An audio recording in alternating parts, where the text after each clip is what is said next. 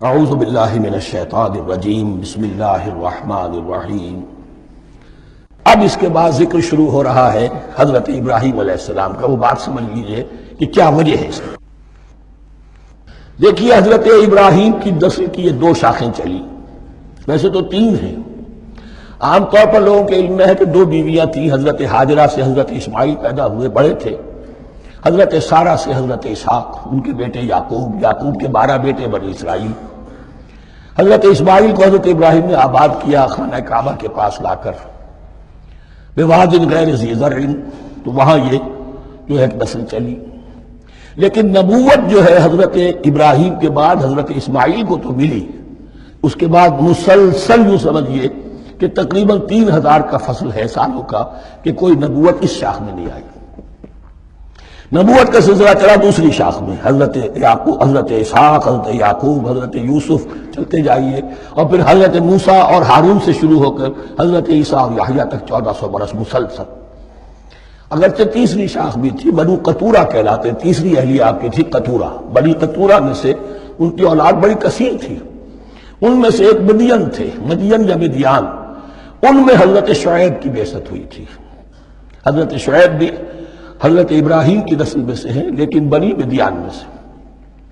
بہرحال اب چونکہ حضور کی بعثت ہوئی بنی اسماعیل میں، ادھر بنی اسرائیل ہیں جن سے یہ خطاب ہو رہا ہے، سابقہ امت مسلمہ، اور اب یہ امامت الناس منتقل ہونے والی ہے بنی اسرائیل سے بنی اسماعیل کو۔ تو اب اگر اس انتقال کے وقت نقل، اگر وہ جو کامن فیکٹر ہے اس کا تذکرہ کیا جائے تو بات آسان ہو جائے گی۔ ابراہیم ہی تو جد امجد ہے نا تمہارے، تم یعقوب کی اولاد ہو، ٹھیک ہے، لیکن یعقوب کس کے بیٹے تھے؟ اسحاق کس کے بیٹے تھے؟ ابراہیم کے۔ تو یہ دوسری نسل میں تو ابراہیم ہی کی ہے۔ اس حوالے سے ان کے لیے سہل بنایا جا رہا ہے کہ بات کو سمجھو۔ یہ صرف یہ ہے کہ دو پیڑھی اوپر جا کر مل گئے اور لانا خیر سنا۔ اور حضرت ابراہیم نے خانہ کعبہ کی تعمیر کی، اور اسے اب مرکز بنانا ہے اہل توحید کا، لہذا یہ ساری گفتگو اب شروع ہو رہی ہے۔ 4 رکوع اب وہ ہے 15 سے شروع ہو کر 98 تک، جن کا اصل مضمون ہے تحویل قبلہ۔ وَإِذِ ابْتَلَىٰ إِبْرَاهِيمَ رَبُّهُ بِكَلِمَاتٍ فَأَتَمَّهُنَّ، اور ذرا یاد کرو جب ابراہیم کو آزمایا اس کے رب نے بہت سی باتوں میں۔ میرا ایک کتاب چاہے حضرت ابراہیم کی شخصیت پر، حج اور عید الاضحیٰ اور ان کی اصل روح، اور اس میں ایک تحریر ہے، ایک تقریر ہے۔ جو تحریر ہے وہ مجھے بہت پسند ہے کہ کیسے کیسے امتحان آئے ہیں حضرت ابراہیم علیہ السلام پر۔ فَأَتَمَّهُنَّ، اب یہ ایک جملے میں ایک پوری داستان ہے۔ اس نے ان سب کو پورا کیا، سب میں پاس ہو گیا، ہر امتحان سے کامیابی کے ساتھ، with flying colors، ہر امتحان سے نکلے۔ قَالَ إِنِّي جَاعِلُكَ لِلنَّاسِ إِمَامًا، تب ہم نے کہا اے ابراہیم اب میں تمہیں نوع انسانی کا امام بنانے والا ہوں۔ قَالَ وَمِن ذُرِّيَّتِي، انہوں نے کہا اور میری نسل کے بارے میں بھی یہ وعدہ ہے کہ نہیں؟ قَالَ لَا يَنَالُ عَهْدِ الظَّالِمِينَ، فرمایا میرا یہ عہد ظالموں سے متعلق نہیں ہوگا۔ مطلب کیا ہوا کہ تمہاری نسل میں سے جو صاحب ایمان ہوں گے، نیک ہوں گے، سیدھے راستے پر چلیں گے، ان سے ہمارا وعدہ ہے، لیکن نسلیت کی بنیاد پر نہیں ہے کہ جو بھی تمہاری نسل میں سے لازماً وہ اس وعدے کا مصداق بن جائے۔ وَإِذْ جَعَلْنَا الْبَيْتَ مَثَابَةً لِلنَّاسِ وَأَمْنًا، اور یاد کرو جب کہ ہم نے گھر کو، اپنے گھر کو، بیت اللہ کو قرار دے دیا لوگوں کے لیے زیارت کی جگہ، لوٹ کے آنے، لوٹ کر آؤ، حج کرو، مَثَابَةً لِلنَّاسِ وَأَمْنًا، اور اسے امن کا گھر قرار دے دیا۔ وَاتَّخِذُوا مِن مَّقَامِ إِبْرَاهِيمَ مُصَلًّى، اور ہم نے حکم دیا کہ مقام ابراہیم کو اپنی جائے نماز بنا لو، نماز پڑھنے کی جگہ بنا لو۔ آج کل تو بعض علماء نے یہ کہا ہے کہ مقام ابراہیم سے مراد کوئی خاص پتھر نہیں ہے، بلکہ اصل میں وہ تو پوری جگہ جو تھی وہ مقام ابراہیم، حضرت ابراہیم وہاں آباد ہوئے تھے۔ لیکن صحیح بات وہی ہے جو ہمارے سلف سے چلی آ رہی ہے، روایات پختہ ہیں اس کے بارے میں کہ جس طریقے سے حجر اسود جنت سے آیا ہے، ایسے ہی یہ بھی ایک پتھر تھا کہ جو جنت سے لایا گیا حضرت ابراہیم کے لیے جب وہ تعمیر کر رہے تھے، کوئی اور ذرائع تو ابھی تھے ہی نہیں، اس کے اوپر وہ کھڑے ہوتے تھے اور یہ پتھر ہی اونچا ہوتا جاتا تھا خود. اب جیسے جیسے تعمیر اوپر جا رہی ہے تو اس کے لیے یہ پتھر اونچا ہوتا تھا. وہ پتھر ہے جو مقام ابراہیم اب بھی محفوظ ہے. اور وہاں پر پھر طواف کر کے کعبے کا مکمل پھر اس کے آس پاس جو ہے 2 رکعت جو ہے وہ ادا کی جاتی ہے نماز. وَعَهِدْنَا إِلَىٰ إِبْرَاهِيمَ وَإِسْمَاعِيلَ أَن طَهِّرَا بَيْتِيَ لِلطَّائِفِينَ وَالْعَاكِفِينَ وَالرُّكَّعِ السُّجُودِ. اور ہم نے عہد لے لیا تھا ابراہیم اور اسماعیل سے کہ تم دونوں ہمارے اس گھر کو بیتیا میرے اس گھر کو پاک رکھو. اب یہ تطہیر بھی دونوں طرح کی ہوگی، ظاہری صفائی بھی ہو، گند نہ ہو، تاکہ ظاہر آئیں تو ان کے دلوں میں جو کدورت پیدا نہ ہو، کوفت نہ ہو، کھلی فضا ہو، صاف رکھو. اور تطہیر باطنی، وہاں توحید کا چرچا ہو، کوئی اور کفر اور شرک جو ہے وہ نہ آنے پائے. ان طہرا بیتی للطائفین والعاکفین، طواف کرنے والوں کے لیے، اعتکاف کرنے والوں کے لیے، والرکع السجود، اور رکوع اور سجود کرنے والوں کے لیے. وَإِذْ قَالَ إِبْرَاهِيمُ رَبِّ اجْعَلْ هَٰذَا بَلَدًا آمِنًا وَارْزُقْ أَهْلَهُ مِنَ الثَّمَرَاتِ مَنْ آمَنَ مِنْهُمْ بِاللَّهِ وَالْيَوْمِ الْآخِرِ.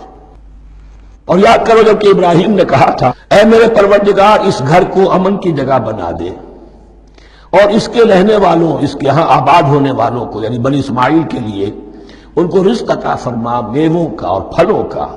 من آمن منہم باللہ والیوم الآخر. اب یہاں حضرت ابراہیم خود رک گئے کہ میں اپنی ساری اولاد کے لیے یہ دعا نہ کروں، اس لیے کہ وہاں روک دیا گیا تھا لا ینال عہد الظالمین. تو جو بھی ان میں سے ایمان اور عمل صالح والے ہوں اور یوم آخر پر ایمان رکھتے ہوں، اجعل هذا البلد آمنا وارزق اهله من الثمرات من آمن منهم باللہ والیوم الآخر.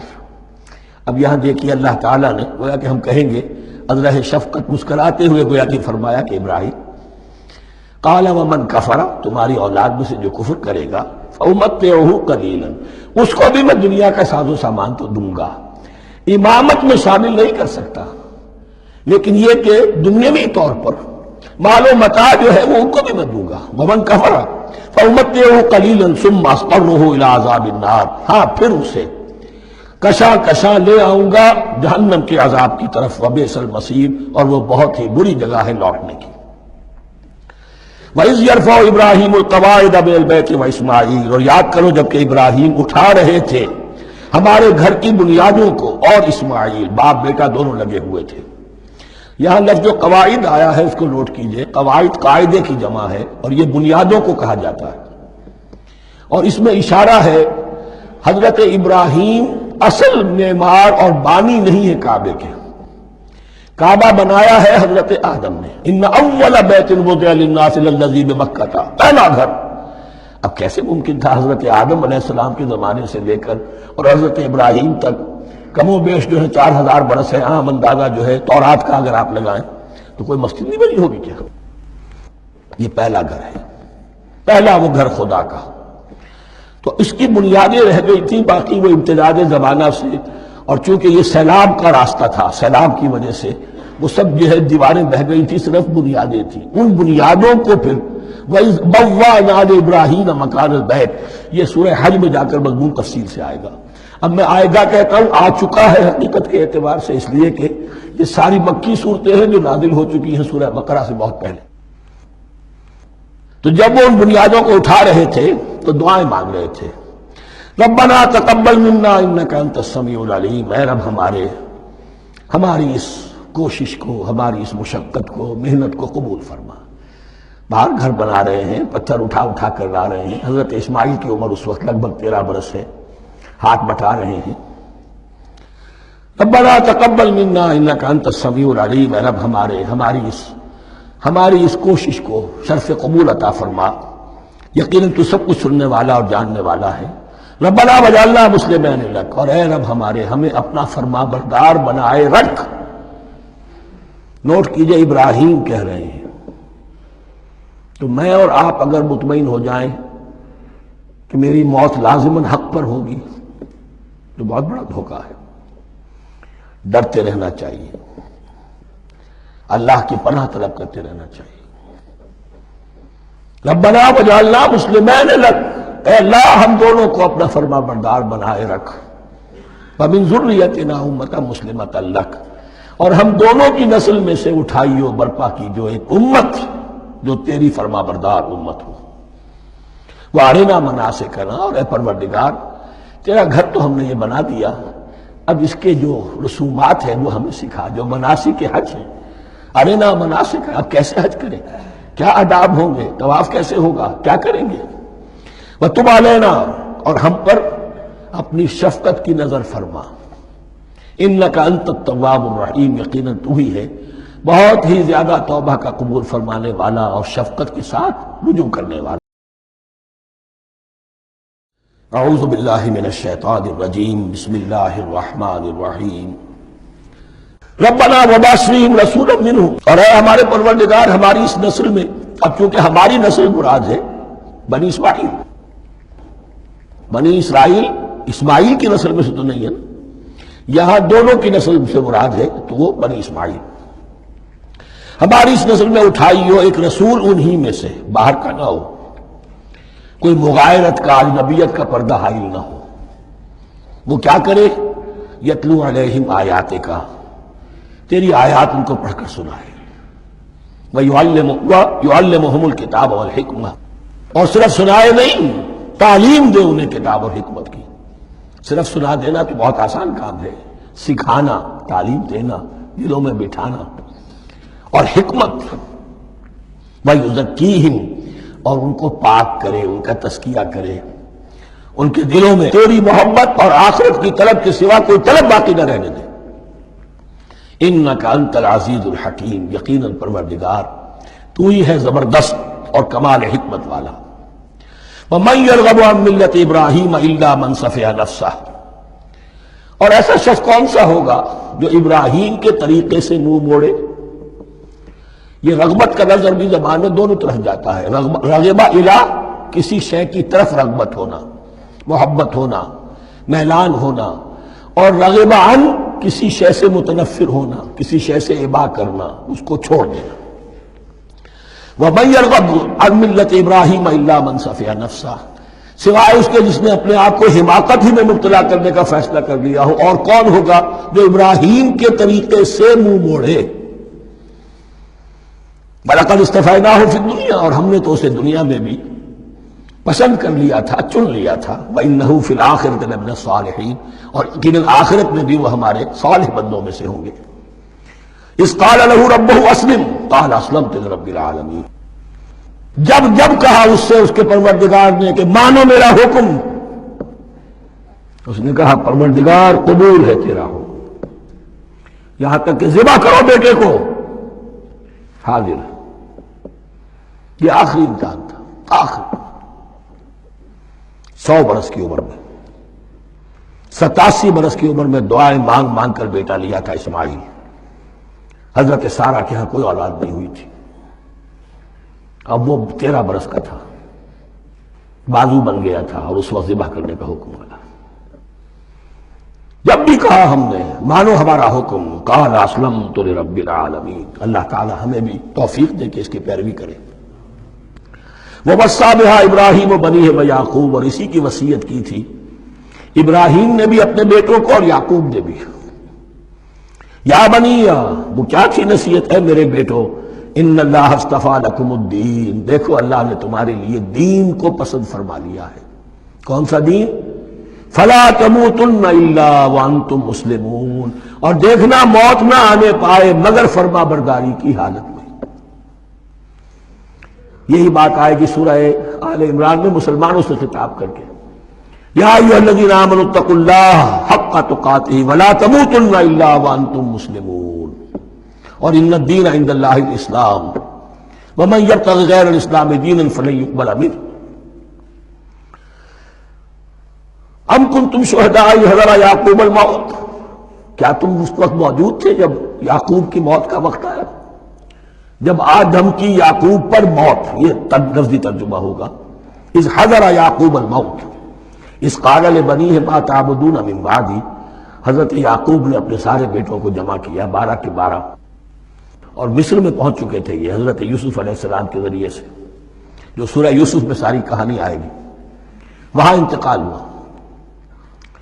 تو انہوں نے اپنے بیٹوں کو جمع کیا اس قال لبنیہ ما تعبدون من بعدی، میرے بعد تم کس کی پوجا کرو گے، کس کی پرستش کرو گے؟ یہ بات نہیں تھی کہ انہیں معلوم نہیں تھا، لیکن یہ کہ ایک میثاق، قول و قرار اور پختہ کرنے کے لیے۔ قالوا نعبد الہک و الہ آبائک ابراہیم و اسماعیل و اسحاق، انہوں نے کہا کہ ہم پوجیں گے، بندگی کریں گے، پرستش کریں گے آپ کے معبود کی اور آپ کے آبا ابراہیم، اسماعیل اور اسحاق کے معبود کی۔ اور یہ کوئی مختلف معبود نہیں ہے، الہ واحدہ، وہ تو ایک ہی الہ ہے۔ وَنَحْنُ لَهُ مُسْلِمُونَ، ہم اس کے لیے، اس کے سامنے سر جھکاتے ہیں، اسی کی فرما برداری کا اقرار کرتے ہیں۔ تِلْكَ أُمَّةٌ قَدْ خَلَتْ، یہ آیت 2 مرتبہ آئے گی اسی رکوع میں۔ یہ ایک گروہ تھا انسانوں کا جو گزر گیا، ابراہیم، اسماعیل، اسحاق، یعقوب، ان کی اولاد، قد خلت، وہ گزر گئے۔ لہا ما کسبت ولکم ما کسبتم، ان کے لیے تھا جو انہوں نے کمایا اور تمہارے لیے ہوگا جو تم کماؤ گے۔ یعنی یہاں پدرم سلطان بود کا کوئی مقام نہیں ہے، ہر شخص کے لیے اپنا عمل، اپنا ایمان، اپنی کمائی۔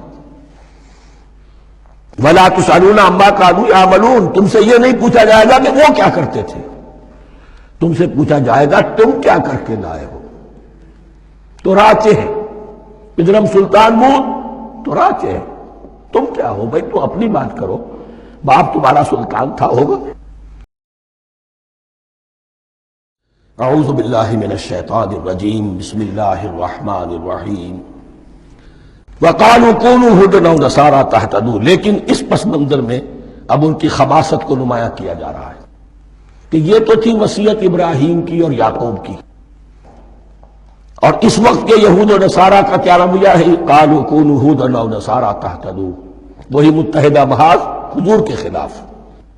یا تو یہودی، انہوں نے کہا کہ یا یہودی ہو جاؤ یا نصرانی تو ہدایت پر ہو جاؤ گے۔ قل بل ملت ابراہیم حنیفا، کہہ دیجئے نہیں، بل نتبع، ہم تو نتبع یہاں پر محذوف مانیے، بل نتبع ملت ابراہیم حنیفا، نہیں، ہم تو پیروی کریں گے ابراہیم کے طریقے کی، بالکل یکسو ہو کر۔ وما کان من المشرکین، اور وہ مشرکوں میں سے نہیں تھے۔ قولوا آمنا باللہ، اب یہاں مسلمانوں کو حکم دیا جا رہا ہے۔ دیکھو تم ان کے جو کچھ وہ کہتے ہیں اس کے جواب میں تم یہ کہو، قولوا کہو آمنا باللہ، ہم ایمان رکھتے ہیں اللہ پر، وما انزل الینا، اور جو کچھ نازل کیا گیا ہماری جانب، وما انزل الی ابراہیم و اسماعیل و اسحاق و یعقوب، اور جو کچھ نازل کیا گیا ابراہیم اور اسماعیل اور اسحاق اور یعقوب کی طرف، والاسباط، اور ان کی اولاد کی طرف، وما اوتی موسیٰ و عیسیٰ، اور جو کچھ دیا گیا موسیٰ کو اور عیسیٰ کو، وما اوتی النبیون من ربہم، اور جو کچھ دیا گیا تمام نبیوں کو ان کے رب کی طرف سے، لا نفرق بین احد منہم، ہم ان میں سے کسی کے مابین تفریق نہیں کرتے، ہم سب کو مانتے ہیں۔ دیکھیے ایک ہے تفضیل، کسی کو ایک کو زیادہ افضل سمجھنا دوسرے سے، یہ اور بات ہے، وہ تو سورہ آل عمران میں آئے گا تلک الرسل فضلنا بعضهم علی بعض۔ تفریق یہ کہ ایک کو مانے ایک کو نہ مانے، ان رسولوں میں سے ایک کا انکار سب کا انکار، لا نفرق بین احد منہم ونحن له مسلمون، اور ہم نے تو اسی کی فرما برداری کا قلادہ اپنی گردن میں ڈال دیا ہے۔ فَإِنْ آمَنُوا بِمِثْلِ مَا آمَنْتُمْ، پھر اے مسلمانوں اگر یہ بھی ایمان لائیں یہود اور نصارہ بالکل اسی طرح جیسے تم ایمان لائے ہو، نو کمپرومائز، ٹھیک ٹھیک وہی دین اختیار کریں، وہی راستہ جو کہ محمد کے ذریعے سے تمہیں دیا گیا صلی اللہ علیہ وسلم۔ فَإِنْ آمَنُوا بِمِثْلِ مَا آمَنْتُمْ بِهِ فَقَدْ اهْتَدَوْا، تب وہ ہدایت پر ہوں گے۔ وَإِنْ تَوَلَّوْا، اور اگر وہ پیٹھ موڑ لیں، فَإِنَّمَا هُمْ فِي شِقَاقٍ، تو اس کے معنی یہ ہیں کہ وہ زدم زدہ میں اور دشمنی کے اندر وہ مبتلا ہو چکے ہیں۔ فَسَيَكْفِيكَهُمُ اللَّهُ، تو اے نبی آپ کے لیے ان کے مقابلے میں اللہ کافی رہے گا، آپ فکر نہ کریں، آپ کسی کمپرومائز کی دعوت کی طرف توجہ ہی نہ دیں، کچھ دو کا معاملہ سوچیں بھی نہ، ان کی مخالفتوں سے آپ مرعوب نہ ہوں، ان کی دھمکیوں کا کوئی اثر نہ دیں۔ فَسَيَكْفِيكَهُمُ اللَّهُ، اللہ کافی رہے گا آپ کے لیے ان سب کے مقابلے میں۔ وَهُوَ السَّمِيعُ الْعَلِيمُ، اور یقیناً وہ سب کچھ سننے والا اور جاننے والا ہے۔ ایسا نہیں ہے کہ اسے معلوم نہ ہو کہ آپ اس وقت کن حالات میں ہیں، کیسی مشکلات میں ہیں، کس طرح کی نازک صورتحال دن بدن جو ہے شکل بدل رہی ہے، لیکن آپ قائم ہیں۔ یہ ہے جگہ جہاں پر خون پڑا ہوا ہے، اس نسخے میں جو حضرت عثمان تلاوت فرما رہے تھے، اور اس وقت باغیوں نے انہیں شہید کیا ہے۔ ان کی زوجہ محترمہ نائلہ، انہوں نے بچانا چاہا ہے تو ان کی انگلیاں کٹ گئیں، اور خون جو ہے وہ فَسَيَكْفِيكَهُمُ اللَّهُ، ان الفاظ پر وہ خون پڑا ہے، وہ دبا اب بھی موجود ہے۔ وَهُوَ السَّمِيعُ الْعَلِيمُ، اور وہ سب کچھ سننے والا اور جاننے والا ہے۔